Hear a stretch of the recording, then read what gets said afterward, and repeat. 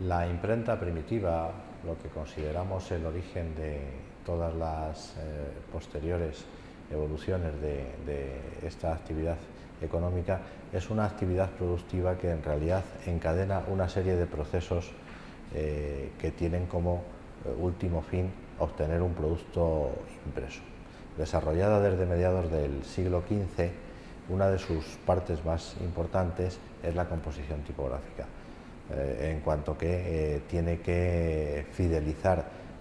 los textos que se habían elaborado previamente de forma manuscrita. El sistema de producción de la imprenta comienza con la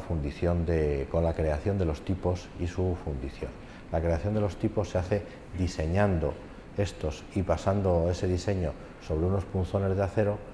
con los cuales se obtendrá el tipo de plomo fundido. El tipo de plomo fundido se distribuye en cajas tipográficas, que son la principal herramienta que maneja el impresor, el componedor, el tipógrafo, para escribir textos. Es la escritura con plomo. Dentro de lo que es el proceso de producción o el proceso de trabajo del taller tipográfico primitivo, de la tipografía manual o de la tipografía con tipo móvil, la composición tipográfica adquiere un valor especial en el sentido de que es un proceso costoso. Incluso desde el punto de vista económico, la inversión necesaria para tener en un taller de imprenta un conjunto suficiente de material tipográfico, de letras, era una de las partes más que requería un esfuerzo económico mayor para el impresor. En cualquier caso, es una parte más del proceso que se encaja entre esa primera fundición de los tipos, esa producción de los tipos, y la reproducción final de los ejemplares en la prensa de imprimir. En cuanto al trabajo real que se realizaba en las imprentas o en los talleres tipográficos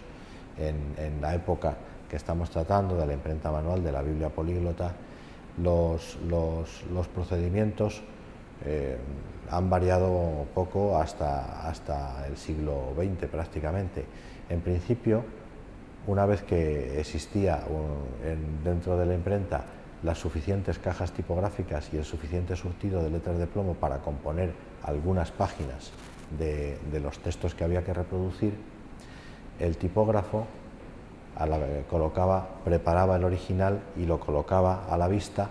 para ir cogiendo tipo a tipo, y sobre una herramienta que es el componedor, ir colocando las líneas que iba formando. Los tipos de letra, lógicamente, se imprimían por presión y con tinta, y había que componer de esa forma al revés, puesto que la imagen del tipo de letra en el mismo tipo de plomo era una imagen inversa. La destreza del tipógrafo consistía en prácticamente memorizar la posición de todos los tipos que tenía en la caja, para convertir este proceso en un proceso ágil y también viable desde el punto de vista económico, puesto que era un proceso que, como hemos dicho antes, se tenía que encadenar con otros y que tenía que asegurar, digamos, un precio competitivo para ese producto,